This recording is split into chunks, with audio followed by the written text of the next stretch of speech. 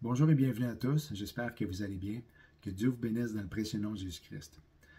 Eh bien, j'ai décidé de changer ma façon de faire pour l'enregistrement parce que lorsque j'enregistrais et puis que je publiais l'enregistrement, on semblait dire que je ne regardais pas la caméra directement.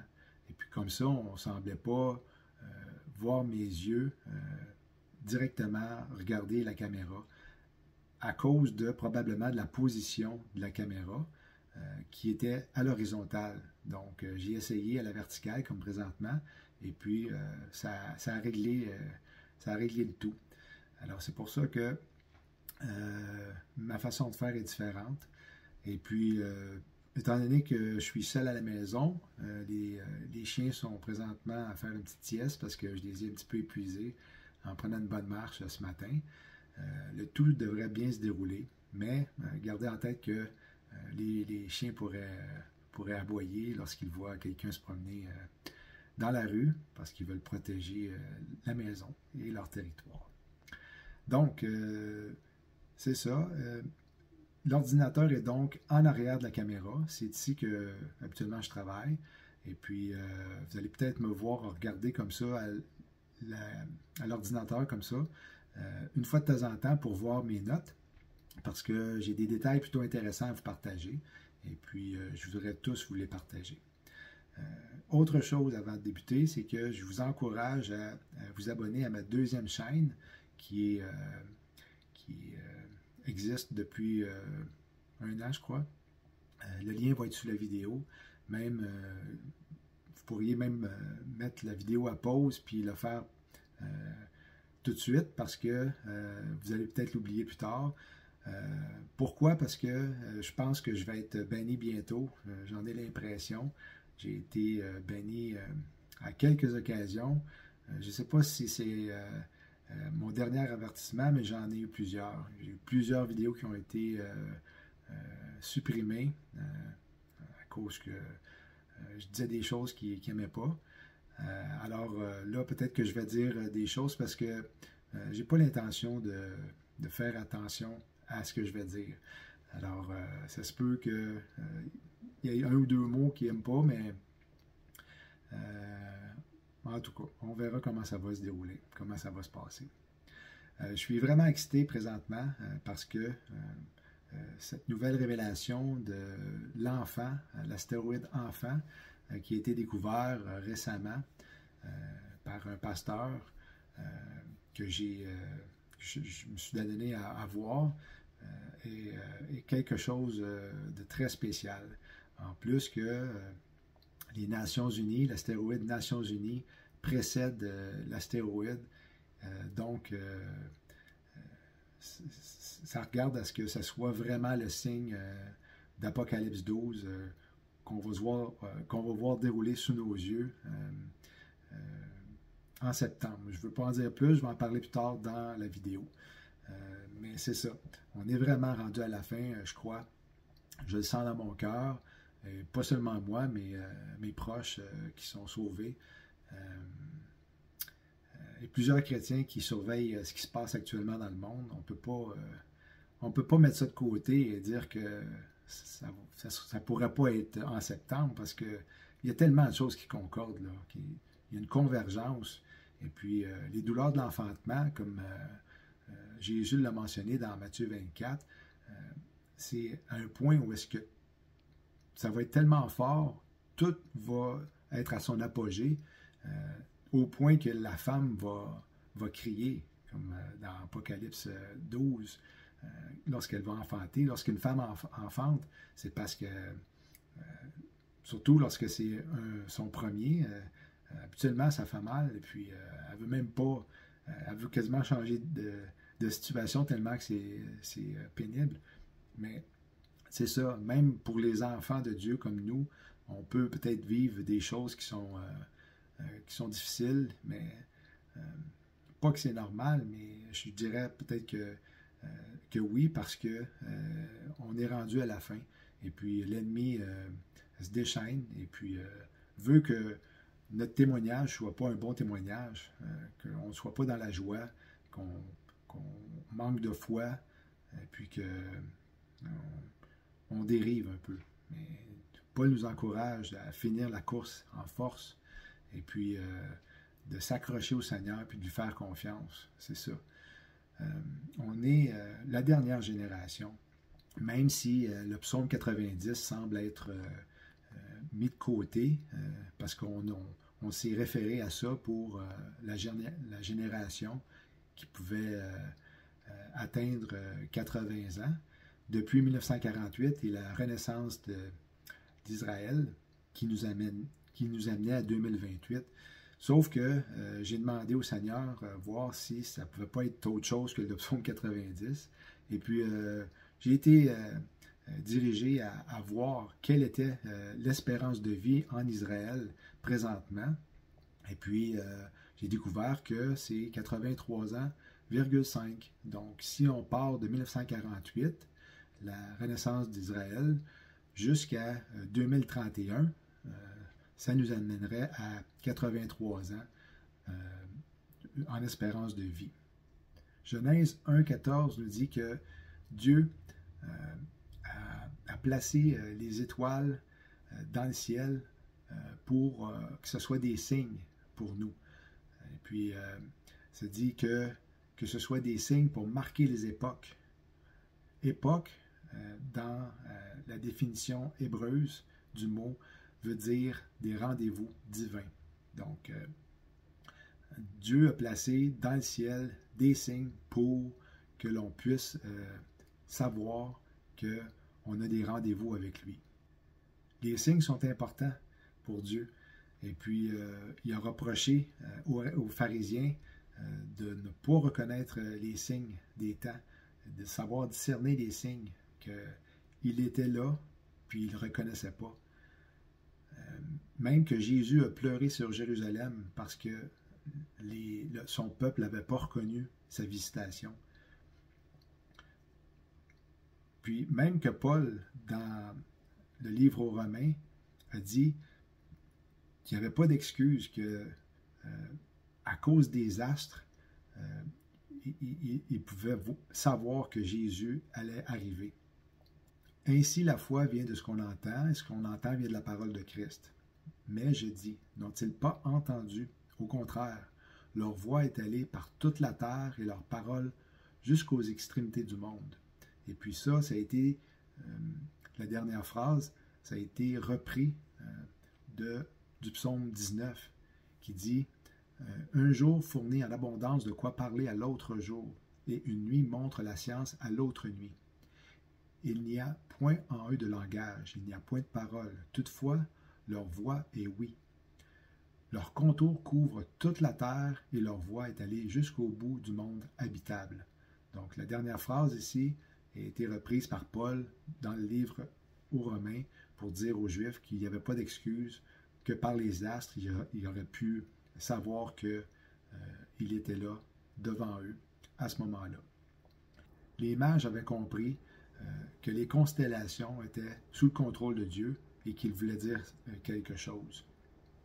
Parce que le 11 septembre, en l'an 3 avant l'année Jésus-Christ, ils ont vu dans le ciel la planète Jupiter, qui représente Jésus, la planète la plus grosse du système solaire, qui représente Jésus, faire un rétrograde, une motion rétrograde 3 fois alentour, ou au-dessus plutôt, de l'étoile Régulus. Régulus qui est une étoile la plus brillante de la constellation du Lion. Et puis, quand ils ont vu ça, ils ont réalisé que le Messie allait naître. Par rapport à une prophétie, entre autres, dans Nombre 24, qui parlait d'une étoile qui surgirait de Jacob.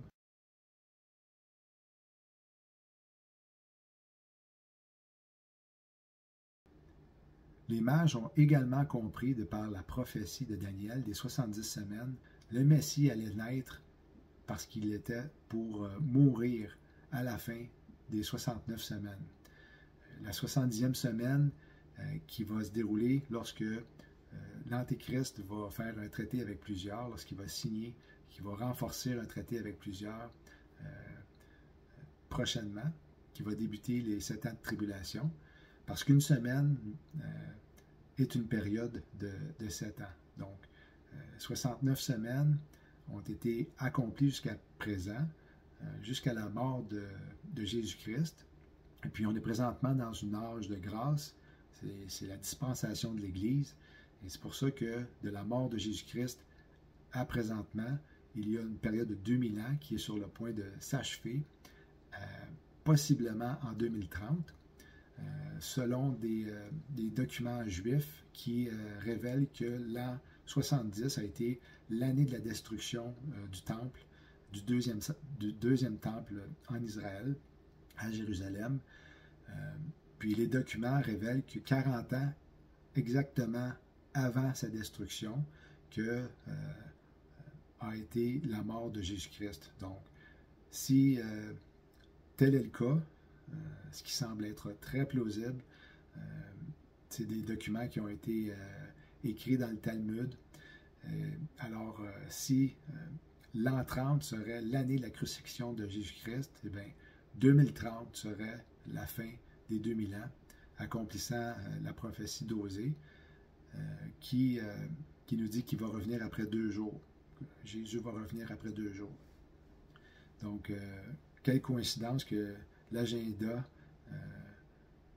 s'appelle l'agenda 2030 et qu'un plan de 7 ans, un plan accéléré va être mis en action au mois de septembre à New York avec un sommet de la part de l'ONU et des 191 nations, je crois, ou presque la totalité de toutes les nations qui existent en lien avec l'ONU.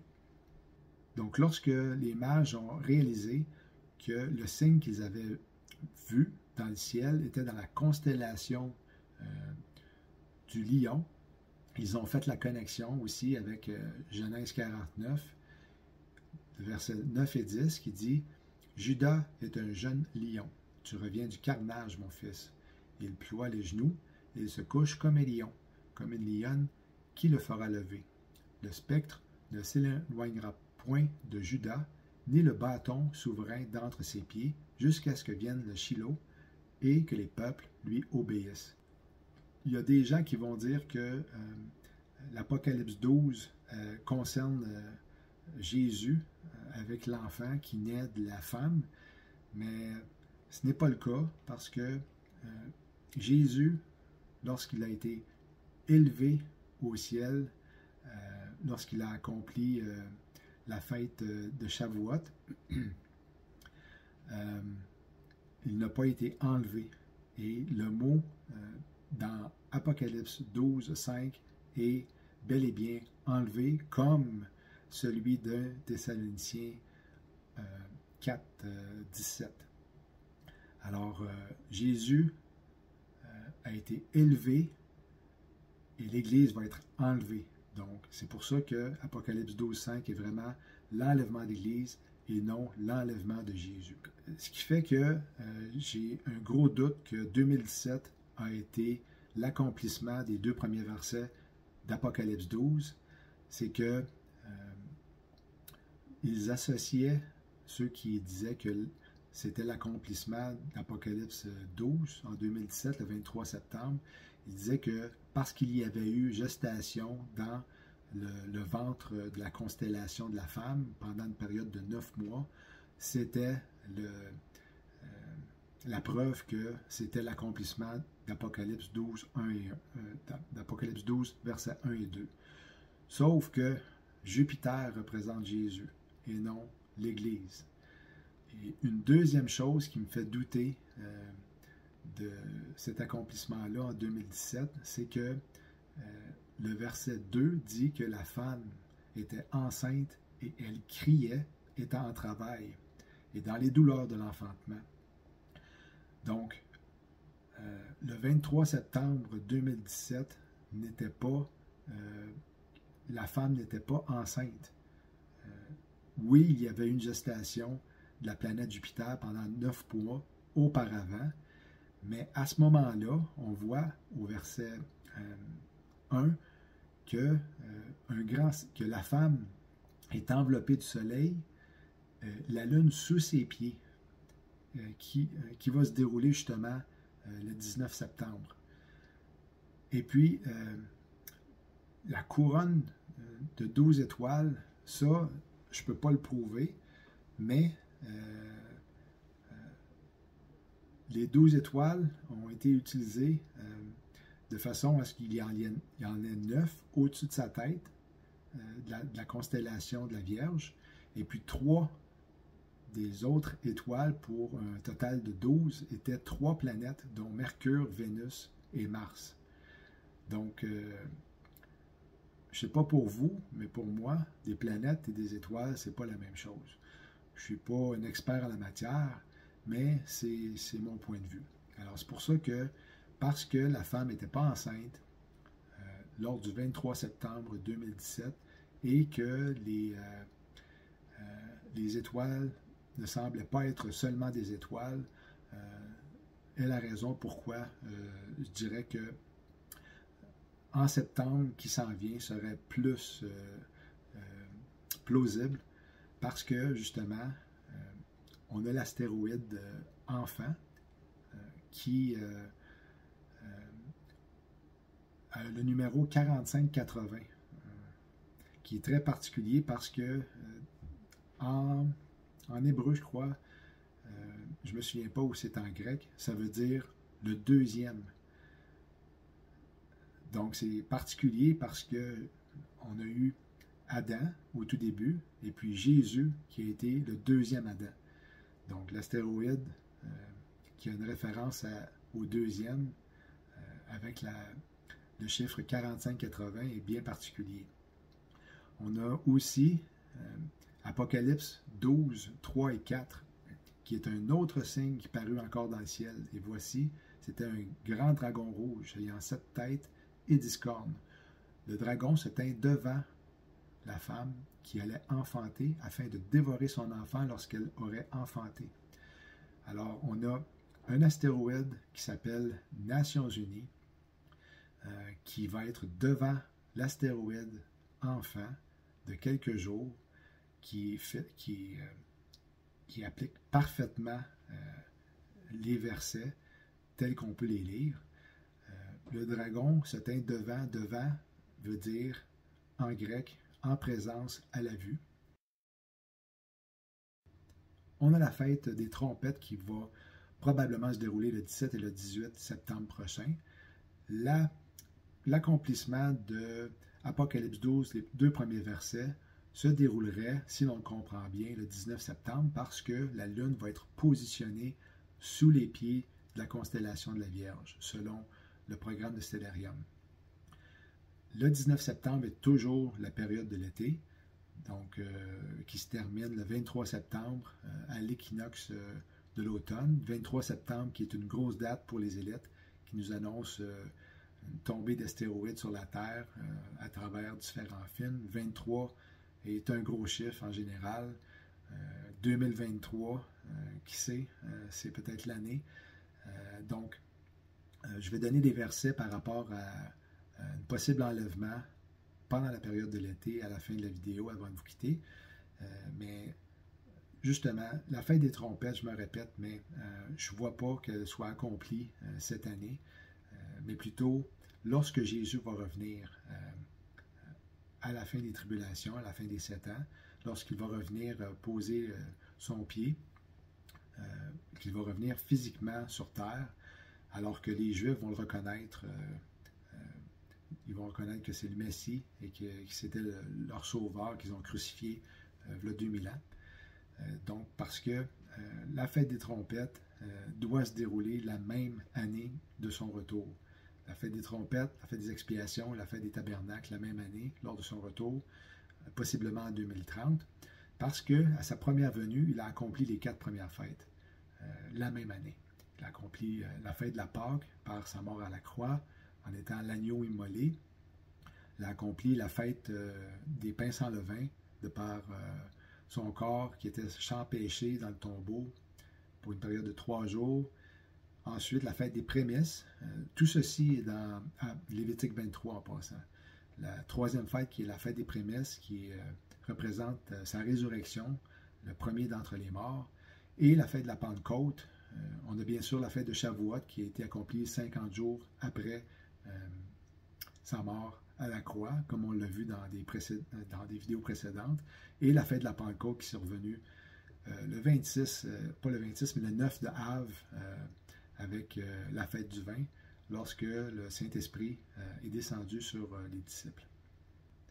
Donc, qu'est-ce qui est intéressant également, c'est que l'étoile Spica, qui est l'étoile la plus brillante dans la constellation de la Vierge, représente un épi de blé qui fait référence à la récolte de blé, qui est associé avec l'Église parce que nous sommes la moisson qui va être récoltée, la moisson de blé, lors de l'enlèvement de l'Église. Parce que Jésus-Christ a accompli la fête de Shavuot, qui est la prémisse de la récolte du blé. Et donc, l'Église va suivre avec cette moisson-là de blé. Ah oui, une autre chose que je voulais vous dire avant de vous donner les versets pour un possible enlèvement pendant la période de l'été, c'est que les mages savaient très bien que Jésus allait, le Messie allait mourir, parce que dans les cadeaux qu'ils ont offerts, entre autres le 25 décembre, c'est le moment où les mages ont rencontré Jésus lorsqu'il était bébé. Et c'est pour ça que la fête de Noël est célébrée le 25 septembre, qui n'a rien à voir avec sa naissance le jour du 25 décembre. C'est plus que les mages ont fait la rencontre de Jésus à cette date-là. Ils ont apporté des cadeaux qui étaient de l'or, de l'encens et de la myrrhe. De l'or qui signifiait la royauté de Jésus, l'encens pour la divinité et la myrrhe pour sa mort. Donc, les mages étaient conscients que Jésus venait de naître, et c'est pour ça qu'ils voulaient aller se prosterner devant lui et le voir de leurs propres yeux, et de l'honorer de par leur voyage qui était d'une durée de plusieurs mois sur des chameaux. On parle d'au-dessus de 1000 km de distance entre Bethléem et Babylone.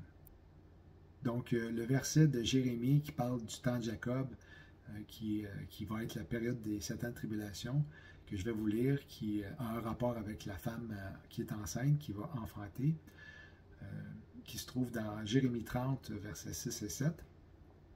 Et ça dit « Informez-vous et regardez si un mâle enfante. Pourquoi vois-je tous les hommes les mains sur leurs reins, comme une femme en travail? Pourquoi tous les visages sont-ils devenus pâles? Malheur, car ce jour est grand. Il n'y en a point eu de semblable. C'est un temps d'angoisse pour Jacob, mais il en sera délivré. » Parce que Jésus, lorsqu'il va revenir à la fête des expiations, va sauver tout Israël. Et les versets concernant un enlèvement possiblement pendant la période de l'été, et que le 19 septembre serait encore la période de l'été. On a Michée, chapitre 7, versets 1 à 3. « Malheur à moi, car je suis comme à la récolte des fruits, comme au grappillage après la vendange. Il n'y a point de grappe à manger, point de ces primeurs que mon âme désire. L'homme de bien a disparu du pays. Il n'y a plus de juste parmi les hommes. Ils sont tous en embuscade pour verser le sang. Chacun tend un piège à son frère. Leurs mains sont habiles à faire le mal. » Et le panier de fruits dans Amos nous révèle que c'est vraiment la période de l'été. Amos 8, versets 1 à 4. « Le Seigneur, l'Éternel, m'envoya cette vision. Voici, c'était une corbeille de fruits. Il dit, « Que vois-tu, Amos? » Je répondis, « Une corbeille de fruits. » Et l'Éternel me dit, « La fin est venue pour mon peuple d'Israël. Je ne lui pardonnerai plus. En ce jour-là, les champs du palais seront des gémissements, dit le Seigneur l'Éternel. On jettera partout en silence une multitude de cadavres. » Eh bien voilà, j'ai fait de mon mieux. J'espère que vous avez apprécié. Je vous aime beaucoup. J'espère qu'on va se voir bientôt en haut. Du moins, je le pense fortement. Sur ce, je vous dis shalom.